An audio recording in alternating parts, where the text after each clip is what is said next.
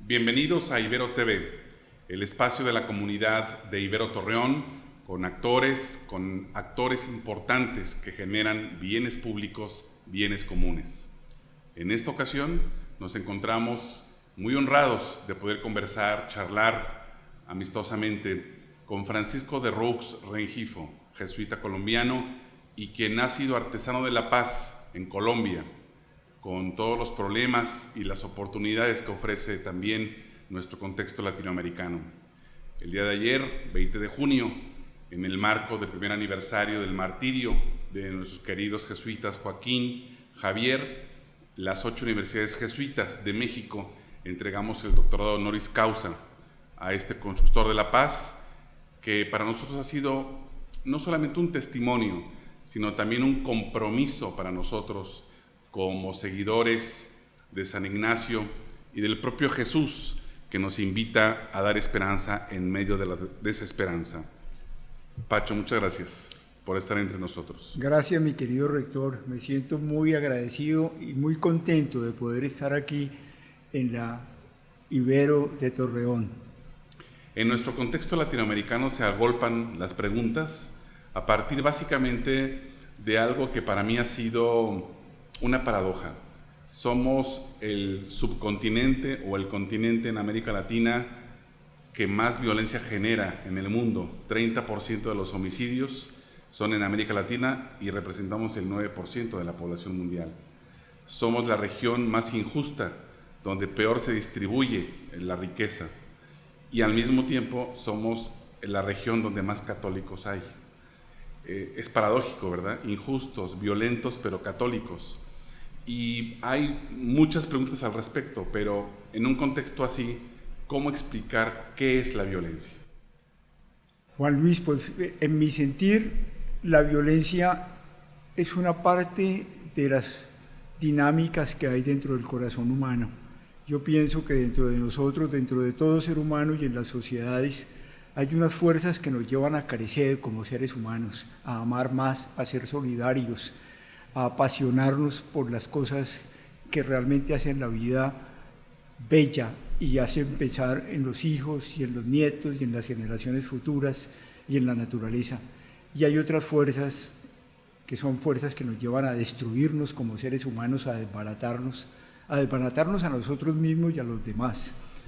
Y que una evangelización, para el caso, por ejemplo, de este continente católico, debió haber sido puesta con toda la decisión en lo que Dios realmente quiere de nosotros, y es que seamos seres humanos en plenitud. Y por eso sobre nosotros sí cae la gran pregunta de la Biblia, la gran pregunta de la historia: ¿dónde está tu hermano? Y ¿cómo permitiste que las cosas llegaran a esta situación? ¿Qué es la paz? ¿Y qué es la paz en América Latina en un contexto donde lo que prevalece son las violencias y no la paz? Pues tal como yo la entiendo en América Latina y entre nuestros países, la paz sería la construcción de la convivencia entre todos nosotros, aceptando la belleza, quiero insistir mucho en eso, de nuestras diferencias, de que en un país como México, con esta riqueza extraordinaria de este país, antropológica, en medio de sus diferencias culturales, de sus diferencias étnicas, de sus diferencias de género, de sus diferencias hectáreas, de sus diferencias ecológicas, de sus diferencias políticas, de sus diferencias religiosas, poder construir en la diferencia un país en la igualdad profunda, donde cada uno de los mexicanos se sienta completamente aceptado, querido, respetado, incluido, parte. Eso, a mi juicio, es lo que realmente constituye la celebración de poder saber que yo estoy participando y construyendo juntos. Y lo contrario de eso son los excluidos en la pobreza, excluidos en la muerte, porque los sacan de la vida, con lo cual es imposible, por supuesto, construir paz. Desde la década de los 80 te comprometiste en cuerpo y alma a trabajar la paz en tu país, en Colombia, tomando en cuenta el gran conflicto de varias décadas en tu país, quisiera hablar de dos momentos y de dos tiempos para ti. Tu tiempo en el Magdalena Medio y tu tiempo al presidir la Comisión de la Verdad. Tu tiempo en el Magdalena Medio, ¿cómo lo compartirías a quien no sabe qué es el Magdalena Medio y con qué te encontraste? Bien, el Magdalena Medio es un territorio de Colombia, en el corazón de Colombia, que tiene 30.000 kilómetros cuadrados, atravesado por el río Magdalena, inmenso río Magdalena, y donde hay pueblos que fueron sometidos a la guerra que no querían, por la guerrilla, los paramilitares y el ejército y los políticos, y donde los sufrimientos fueron muy grandes. Allí los jesuitas establecimos un proceso de, siguiendo la orientación del Papa en la época, de el desarrollo es el nuevo nombre de la paz, en que íbamos a mostrar que en medio de las contradicciones y de la violencia era posible demostrar que construir un desarrollo humano profundo nos podía llevar a la paz. Y entonces fue una transformación educativa, una transformación en que la sociedad civil emerge para decir la agenda de lo que va a ser nuestro futuro.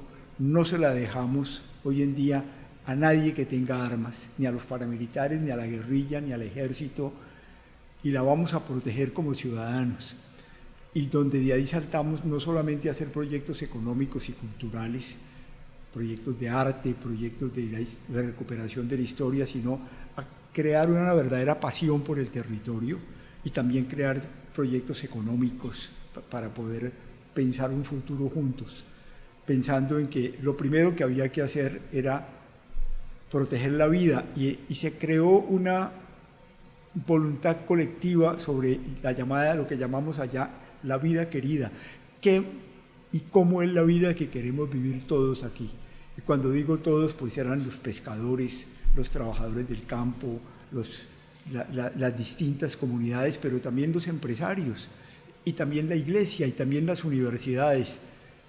Y por supuesto entonces era cómo construir la vida querida participando en la producción, cómo proteger la vida querida entre todos, cómo celebrarla en las formas culturales nuestras, donde la dignidad nuestra se convierte en símbolos, y cómo garantizar que esto va a pasar poco a poco a las generaciones futuras. Eso fue el Magdalena Medio. La Comisión de la Verdad es otra cosa, es comprender, hay que tomar al país todo en su conjunto. Los problemas no los podemos resolver únicamente en un territorio y no en los otros. El dolor de Colombia es inmenso y viene desde muy atrás.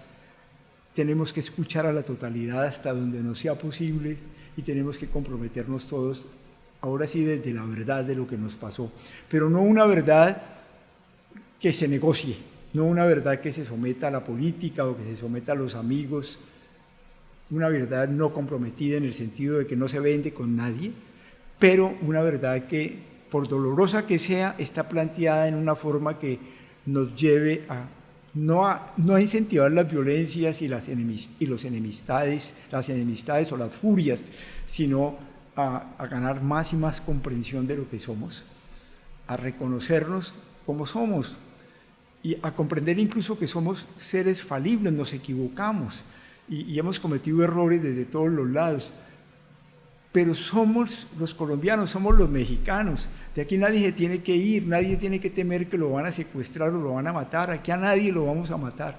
Esto lo vamos a construir juntos en nuestras diferencias. En el Magdalena Medio y en la Comisión de la Verdad has tenido oportunidad de encontrarte con muchas personas, cientos, miles de personas a las cuales hemos llamado víctimas de la violencia. ¿Qué has aprendido en tu relación con las víctimas de la violencia?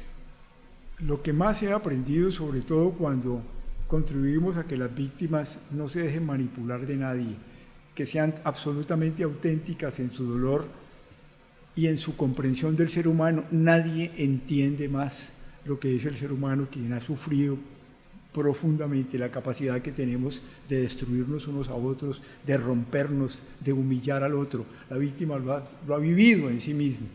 Y cuando la víctima comprende que en ella, en él, hay una fuerza extraordinaria para poder hablarle a un país, y para poder decir, esto nos ha pasado, esto es parte de México, pero los mexicanos no somos solamente esto. Nosotros somos capaces de volvernos a mirar a los ojos, somos capaces de volver a darnos un abrazo, somos capaces de mirar, porque lo que está en juego es el futuro de los niños de México y de lo que este país se merece.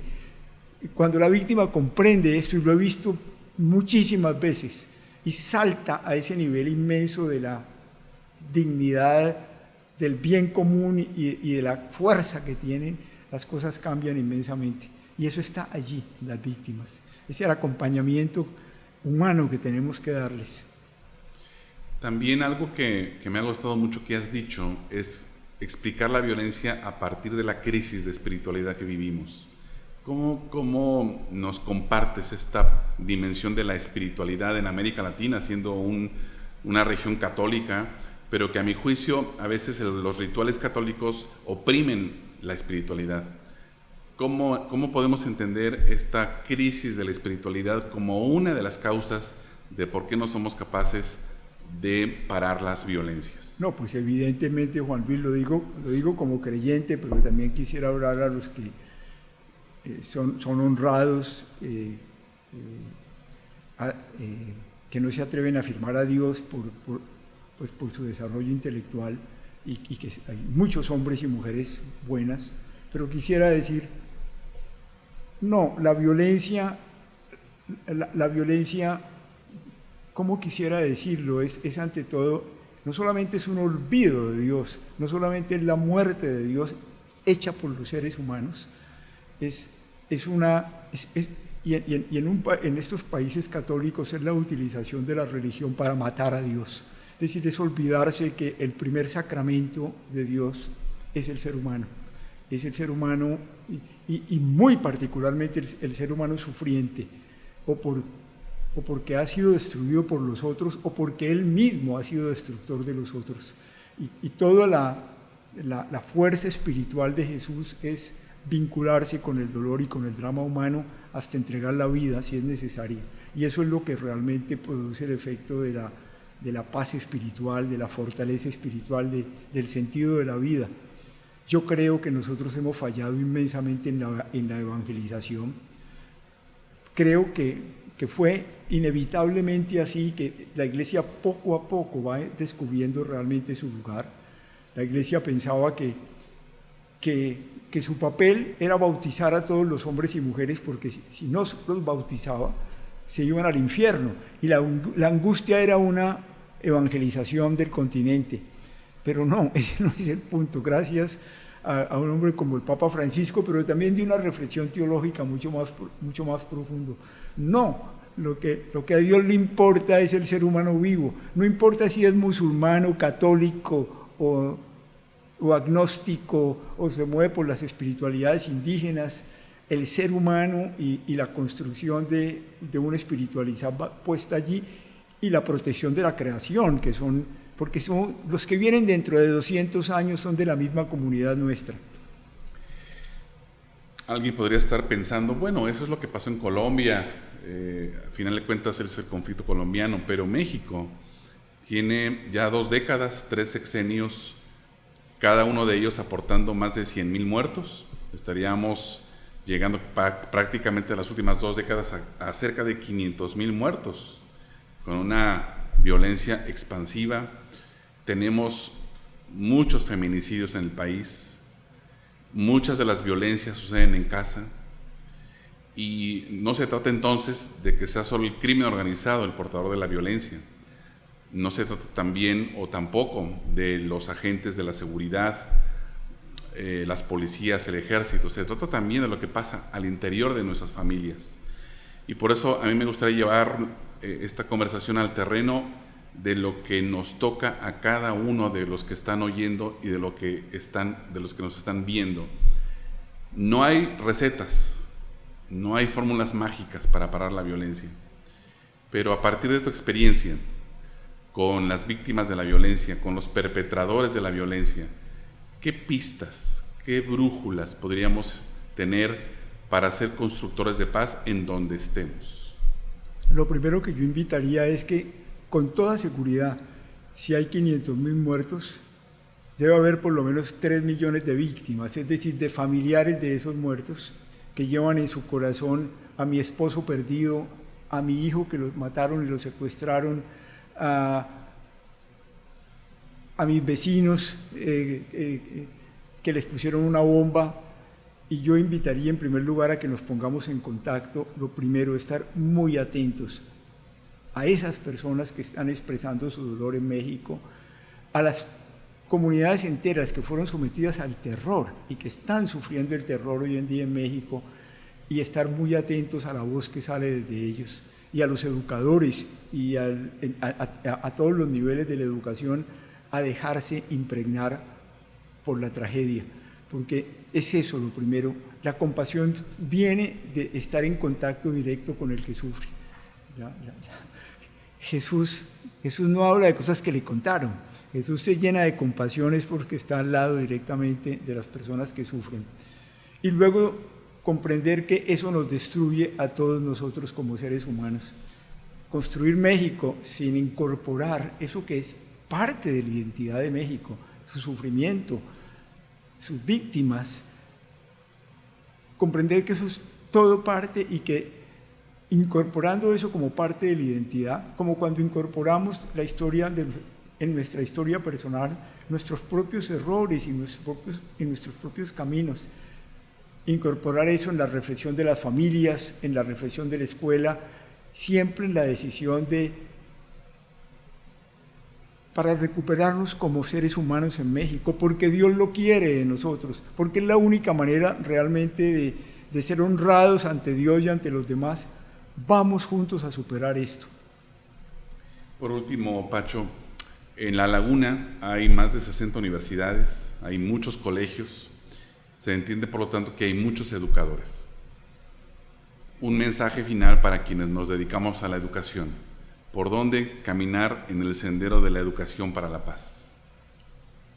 ¿Qué decirles sino que es difícil pensar que haya una vocación humana más bella que la educación que tienen ustedes los educadores, la vocación que tienen ustedes los educadores, ustedes lo saben. Sean ustedes personalmente una parábola viviente en la forma como tratan a sus alumnos, en la forma como focalizan, no se dejan perder de la ruta del ser humano, y como sean ejemplo de los muchachos para que los muchachos, cuando vean que ustedes son personas compasivas, vulnerables a cómo están sufriendo los otros, y al mismo tiempo que entienden su vocación de profesores serios en la investigación, porque esto hay que poner en claridad la verdad, rigurosos en la disciplina, comprensivos, capaces de invitar a construir siempre comunidad. Ustedes marcarán realmente en este Torreón tan querido un emblema para México y para la construcción de la paz, no solamente en México, sino en el mundo. Muchas gracias, Pacho, por estar entre nosotros. Muchas gracias a quienes nos ven y nos escuchan. Hemos tenido la fortuna de estar con un artesano de la paz que nos invita a nosotros también a comprometernos en esta construcción de paz, aunque alrededor nos digan que no se puede, que es imposible, que es utópico. Creo que todos queremos un entorno, una familia, una región con paz, pero también con justicia. Creo que eso es algo muy importante también. La paz no se consigue sola, también es el fruto de la justicia. Gracias por estar entre nosotros.